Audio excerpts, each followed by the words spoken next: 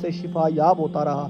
آخری مرتبہ سچے دل سے اس نے اپنی بیجا دلیری اور گستاخی کی معافی مانگی اور اپنی لخت جگر حضرت ہاجرہ کو حضرت سارہ کی خدمت میں دے کر ان کو حضرت ابراہیم کے پاس بھیج دیا۔ امام طبری نے لکھا ہے کہ وہ فرعون جس نے حضرت سارہ کا قصد کیا تھا اس کا نام سنان بن الوان تھا، جو کہ شاہان قبط میں سے تھا۔ یہ دراصل بابل کا باشندہ تھا جو مہاجر ہو کر مصر آیا اور اپنی دانش مندی سے مصر کا بادشاہ یعنی فرعون مصر ہو گیا۔ خیال رہے کہ اہل مصر بادشاہ کو فرعون کہتے تھے۔ پھر حضرت ابراہیم علیہ السلام نے اپنے متعلقین کے ساتھ واپس کنعان کی طرف مراجعت فرمائی اور مقام ہیرون کو شرف قیام بخشا۔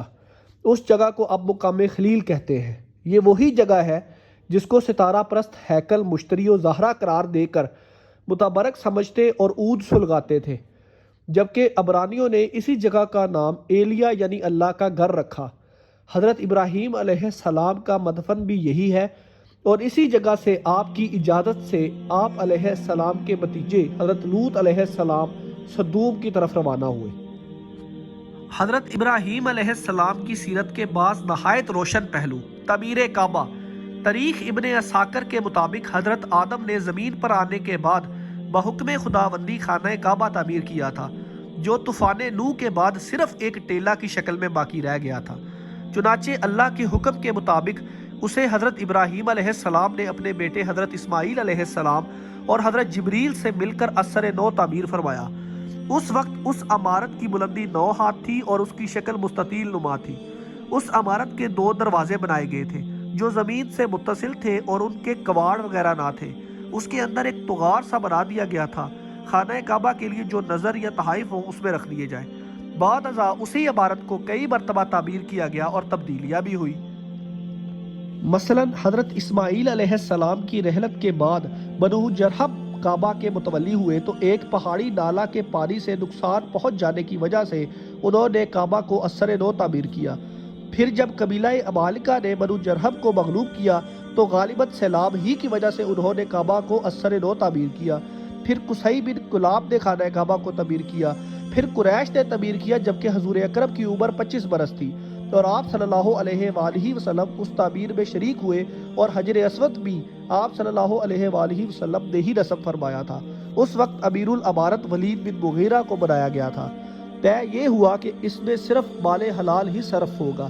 چونکہ سود خوری عام تھی اس لیے مال حلال کی کمی کی وجہ سے عمارت چھوٹی کر دی گئی اور خانہ کعبہ کے باقی حصے کو جس کو عمارت میں شامل نہ کیا جا سکا حتیم قرار دے دیا، جس میں اب خانہ کعبہ کا پرنالہ گرتا ہے۔ خانہ کعبہ کا دروازہ بھی ایک کر دیا اور اسے زمین سے خوب اونچا کر دیا، جبکہ عمارت کی بلندی بھی 9 کی بجائے 18 ہاتھ کر دی۔ پھر 64 ہجری میں حضرت عبداللہ بن زبیر نے اس خانہ کعبہ کو منہدم کر کے حضرت ابراہیم والی بنیادوں پر دوبارہ تعمیر کر دیا۔ پھر 74 ہجری میں عبد الملک بن مروان کے نائب حجاج بن یوسف نے حضرت عبداللہ بن زبیر کو شہید کر کے مکہ پر قبضہ کیا تو خانہ کعبہ منہدم کر کے پھر تعمیر قریش کے مطابق بنا دیا۔ پھر ہارون الرشید نے چاہا کہ حضرت عبداللہ بن زبیر کے طریقہ پر بنائے، مگر علماء کرام نے منع کر دیا تاکہ یہ بادشاہوں کا کھیل نہ بن جائے۔ پھر اس کی مرمت تو ہوتی رہی، مگر جب عمارت زیادہ پرانی ہو گئی تو 1040 ہجری میں شاہ قسطنطنیہ سلطان مراد بن احمد نے پہلی عمارت منہدم کر کے پھر نئے سرے سے حجاج کی تعمیر کے مطابق بنا دیا، جو تاحال موجود ہے۔ حضرت ابراہیم علیہ السلام نے اللہ کی رضا کے لیے اپنا سب کچھ قربان کر دیا، اپنے وطن کو چھوڑا، اپنا مال و دولت اللہ کی راہ میں لٹا دیا۔ خدائے لم یزل کی طرف سے علانیہ وحی کی بجائے محض خواب میں ایک اشارہ ملنے پر اپنے بیٹے کی گردن پر چھری چلا دی، حتیٰ کہ خود اپنی جان کی پرواہ کیے بغیر آتش نمرود میں کود گئے۔ سبحان اللہ، اس قدر عظیم قربانیوں کی مثال کہیں نہ ملے گی۔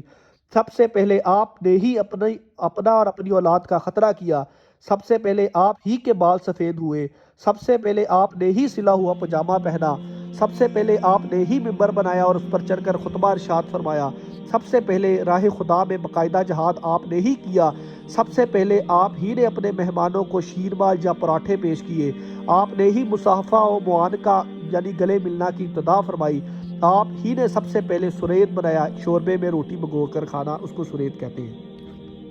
حضرت ابراہیم علیہ السلام نے پہلی شادی حضرت سارہ سے کی۔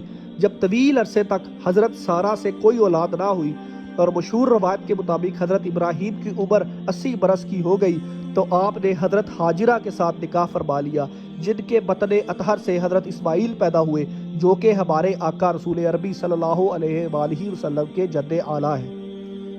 علامہ ابن خلدون کے مطابق حضرت ابراہیم کا 175 برس کی عمر میں سرزمین شام میں انتقال ہوا تو ریت میں بھی آپ کی عمر 175 سال درج ہے، اور حضرت سارہ کے پہلو میں مقام خلیل میں دفن ہوئے۔